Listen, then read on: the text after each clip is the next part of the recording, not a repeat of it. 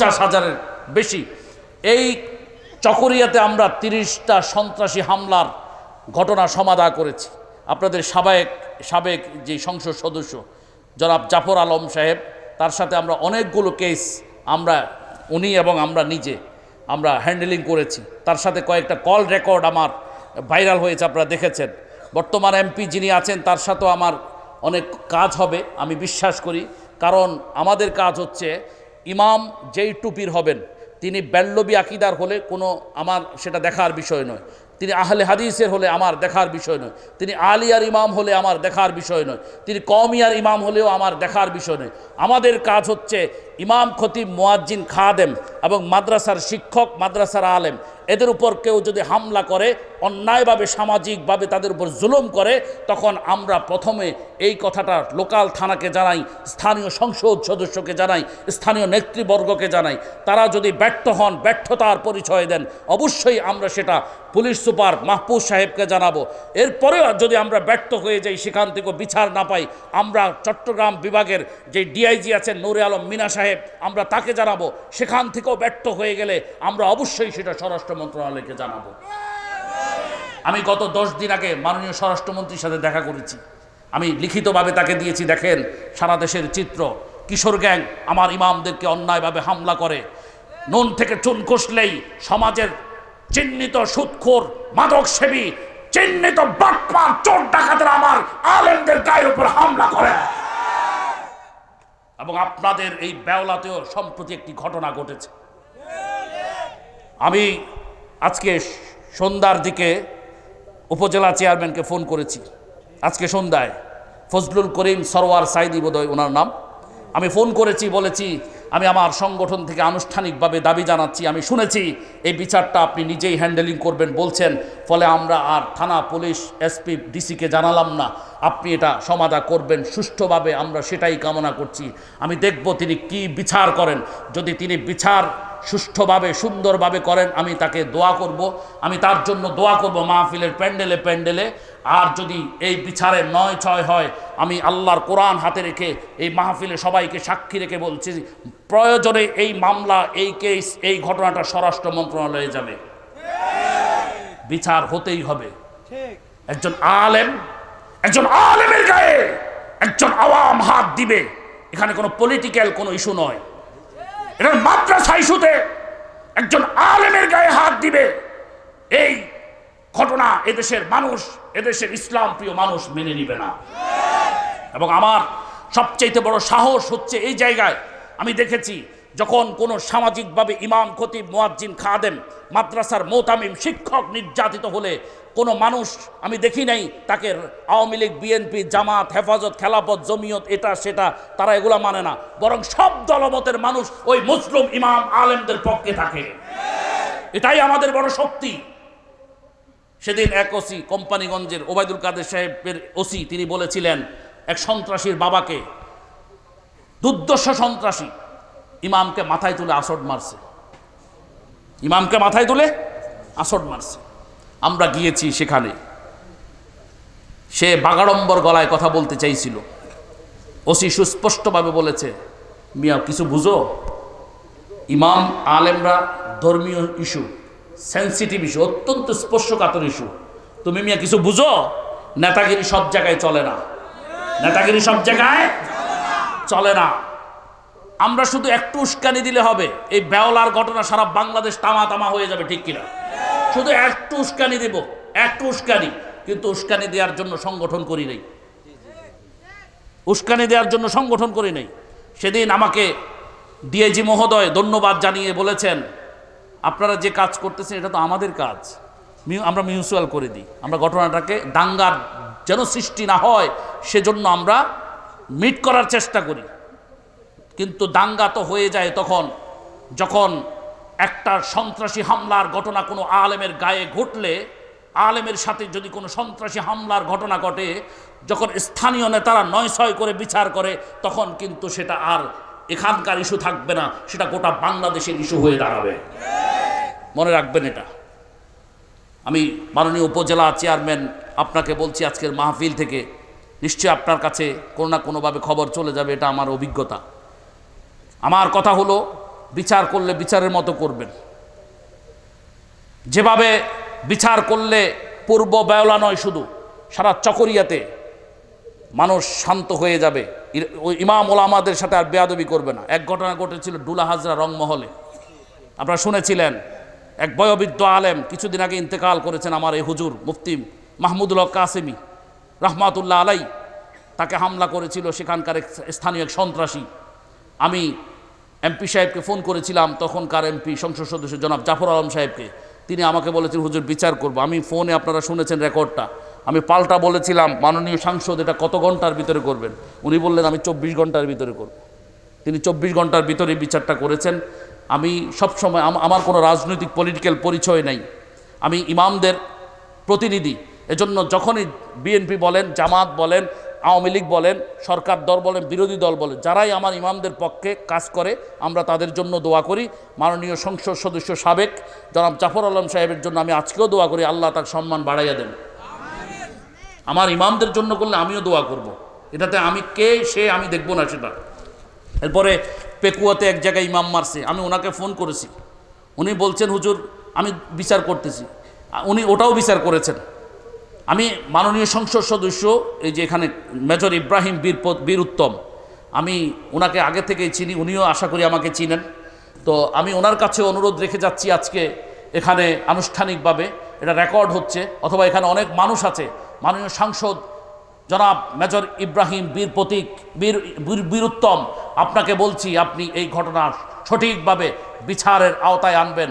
আপনি এই উপজেলার বর্তমান অভিভাবক, অবশ্যই বিচার হতে হবে। আমি খবর রাখবো, আগামীকাল পরশু আমি খবর নিব এটার বিচার কি হয়েছে। যদি বিচার না হয় আমি প্রয়োজনে ঢাকার প্রেস ক্লাবে সংবাদ সম্মেলন করব। বিচার হতেই হবে। কোন সন্ত্রাসীর বিচার। আশ্চর্য ব্যাপার হলো কি জানেন, এই ঘটনাগুলো বিচার 72 ঘন্টার ভিতরে করতে হয়। 72 ঘন্টা।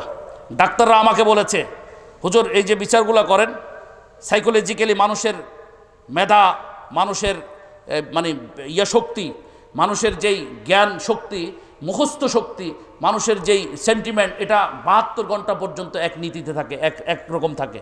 72 ঘন্টার পর এটার মধ্যে পরিবর্তন হয়। আমি দেখেছি বহু নেতা আছে, হেরা মনে করছে হেরা শিয়ানা, আমরা কিছু বুঝি না। বহুত নেতা আছে কি করে, এই ধরনের ঘটনা ঘটলে তো যখন সে ইচ্ছে করবে যে অপরাধীকে মানে বাঁচাইয়া দিবে, যদি মনে করে যে আমি একজন নেতা, আমি কি করব, বিচারটা আমার কাছে যেহেতু এসেছে, আমি ইউনিয়ন চেয়ারম্যান, আমি উপজেলা চেয়ারম্যান, আমি এমপি, আমি অমুক, আমি তমুক, আমি কি করব, ওই অপরাধীকে মানে বাঁচাইয়া দিব। তখন এ কি করে জানেন, আমি তো একটু ব্যস্ত আছি, বিচারটা আগামী সপ্তাহে হবে। এখানেও বোধহয় নেতা একটা আছে, ঠিক নেই? আলহামদুলিল্লাহ, আমি আপনার কাছে সহযোগিতা চাই। আমি জানি আপনি উল্লেখযোগ্য মানুষ, আমি বুঝেছি। আমি আপনার কাছেও সহযোগিতা চাই। এই যে ফাঁসিয়াখালীর চেয়ারম্যান হেলালি ভাই আছে না, আলহামদুলিল্লাহ উনি আমার কয়েকটা বিচার করে দিয়েছে। আমি এগুলোর নাম ধরে ধরে দোয়া করি। সাইমন সরোয়ার কমল ভাই অনেক বিচার করেছে আমাদের ইমামদের পক্ষে। যারাই করবেন আমি ভাইয়ের জন্য দোয়া করব। আপনারা সবসময় ইমাম ওলামারা নির্যাতিত হলে একটু কাজ করবেন। আলহামদুলিল্লাহ, আল্লাহ এই দাড়ি আপনি নিজে রাখতে পারেন নাই, দাড়ি আল্লাহ রাখাইছে, ঠিক নেই? কে রাখাইছে? আল্লাহ রাখাইছে। না হলে আপনার মুখে দাড়ি এটা অসম্ভব ছিল, কারণ আপনার কোনো মাদ্রাসায় পড়েননি, মানে আলেম নন, কিন্তু এই জায়গায় থেকে যে পাঞ্জাবি পরেছেন, দাড়ি রেখেছেন, আল্লাহর দান এটা, ঠিক নেই? আল্লাহ ভাইয়ের হায়াতে বরকত দেন, আমিন। আপনাদের সবার সহযোগিতা চাই। সবাই গণসচেতনতা তৈরি করবেন। এই যে ইমামকে মারলো, এই যে আলেমটাকে মারলো, এটার বিচার আপনারা চান কি চান না? চান কি চান না? বিচার হতেই হবে, আমরা নজর রেখেছি ইনশাআল্লাহ। আমি আমার জেলা দায়িত্বশীলেরা, জেলা নেতৃবৃন্দ গত সপ্তাহে পুলিশ সুপার সাহেবের সাথে দেখা করেছেন। আমি নিজে ফোন করে শিডিউল নিয়ে দিয়েছি। মাহফুজ সাহেব, তিনি আমাদেরকে খুব ভালোবাসেন। আমি ফোন করেছি যে স্যার আপনার সাথে আমার দায়িত্বশীলে দেখা করবে। কেন দেখা করবে জানেন? কক্সবাজার শহরে একটা এলাকা আছে শাসি চৌধুরী মসজিদ। শাসি চৌধুরী মসজিদ আপনারা চিনেন কিনা আমি জানি না, পৌরসভার ভিতরে। সেখানে হাটাজারি মাদ্রাসার 24 জন উস্তাদ গেছে। হাটাজারির মাদ্রাসার ছোট বড় মিলেই কয়জন উস্তাদ? 24 জন উস্তাদ গেছে। তো এরা গেছে সেখানে একটা শিক্ষা সেমিনারে। যাওয়ার পর সেখানকার যিনি ইমাম, মানে কন্টিনিউ ইমাম যিনি, তো তিনি বলছেন হাটাজারির যিনি প্রধানকারী তার নাম হলো কারি জহিরুল হক, বাড়ি বোধহয় আপনাদের এখান থেকে জহিরুল ইসলাম নাকি চকরিয়াই সম্ভবত বাড়ি। তো ওনাকে দিছে ইমামতি করার জন্য। তো উনি বলছে না আমি ইমামতি না করি, মাওলানা সাইফুল্লাহ কাসিমি সাহেব সেখানকার স্থানীয় একজন আলেম, তো তিনাকে দিছে। তিনি দাঁড়ালেন কেন, তার প্রতিবেশী একজন আছে না, আমি যতই বড় আলেম হই আমার বাড়ির পাশের একজন আমাকে আলেম মনে করেন, এরকম আছে না, থাকতে পারে। তো তিনি কি করছেন, তার নাম বাবু, ওই ছেলেটার নাম বাবু চৌধুরী। এই বাবু চৌধুরী কি করছে, হুজুর মানে আকামত হয়েছে, হুজুর এখানে দাঁড়াইছে মাগরিবের নামাজে ইমামতি করবে, কলা সেফে ধরে হুজুরকে এক ধাক্কাইয়া মারি, ওই যে ধাক্কা মেরে কোথায় ফেলে দিছে, ফ্লোরে ফেলে দিছে। এটা কি ন্যায় হয়েছে না অন্যায় হয়েছে? একটা মসজিদের মেহরাবে একজন আলেমকে অপমান করছে। আমি সাথে সাথে এরকম একটা মাহফিলে বয়ান করতেছি, আমার সহকারী ফোন ধরাই দিছে, হুজুর একটা দুর্ঘটনা এই মুহূর্তে আপনাকে হাটাজারি মাদ্রাসা থেকে ফোন করছে, ধরতে হবে। তা আমার ওস্তাদ আশরাফ আলী নিজামপুরি সাহেব হাটাজারির, তো তিনি আমাকে ফোন ধরাই দিয়েছেন। আমি ফোন বলে একটু জরুরি অ্যাকশন নিতে হবে, জরুরি কথা বলতে হবে। আমি ওখানে বসেই কক্সবাজার সদর থানার ওসিকে ফোন করেছি, ফোন করার পর তিনি ব্যবস্থা নিয়েছেন। পরদিন এসপিকে ফোন করেছি, এই ছেলেরা আমাকে পর্যন্ত হুমকি ধুমকি দিছে।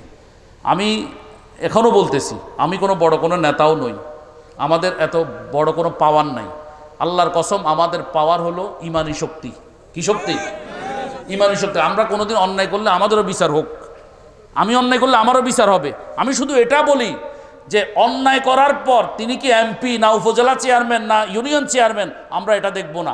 ইমাম খতিব মুয়াজ্জিনের গায়ে হাত তুললে সবার বিচার হতে হবে। আপনারা কি শুনেছেন কুমিল্লার লালমাইতে এক ইউনোরকে আমরা বিচারের আওতায় এনেছিলাম, আনতে বাধ্য করেছিলাম। কুমিল্লার লালমাইতে একটা বিভিন্ন টেলিভিশন চ্যানেলে এটা খবর আসছে না, দেখেন নাই? আমার বক্তব্য শুনেন নাই আপনারা?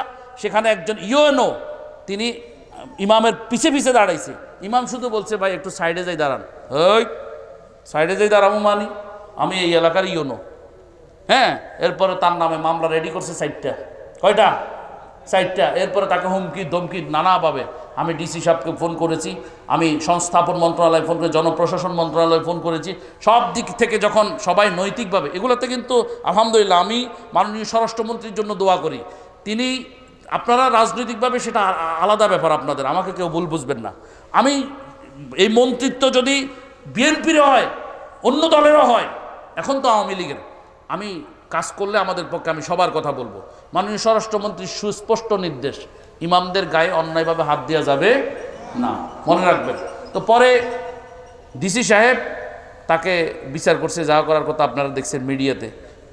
পরে 1 সপ্তাহের ভিতরে তিনি কুমিল্লার লালমাই থেকে ট্রান্সফার হয়ে রাঙ্গামাটি এসেছেন, বরকল উপজেলা। রাঙ্গামাটি শহর থেকে ট্রলারে 3 ঘন্টার পথ। কয় ঘন্টা? 3 ঘন্টা। আবার পানিশমেন্ট বদলি এটাকে বলে। ওনার নাম ফোরকান এলাহি অনুপম। সুতরাং অন্যায় করলে, আমি এখানে ওয়াজ করতেছি না আজকে, অন্যায় করলে কিন্তু আমি নিজেও ধরা পড়ব। আমি বড় বড় কথা বলতেছি, অন্যায় করলে আমি ধরা পড়ব। আল্লাহর ওয়াস্তে আলেম ওলামার সাথে বেয়াদবি আমরা করব না। তাহলে আল্লাহ তাআলা আবার বলেছেন, যখন এই মুনাফেকি করলো যে মদিনায় যাইয়া লই, বাদাইম্মাদেরকে ঝেঁটিয়ে বিদায় করা হবে।